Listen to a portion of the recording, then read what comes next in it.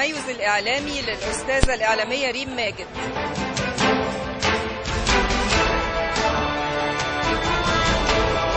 أنا سعيدة جدا جدا جدا، أولا لأنه ده أول تكريم لبلدنا بالمصري، وأنا هعتبره كمان تكريم بالمصري الفصيح، وسعيدة لأنه هو تكريم للبرنامج مش ليا أنا لوحدي، وأنا هنا بس بالنيابة عن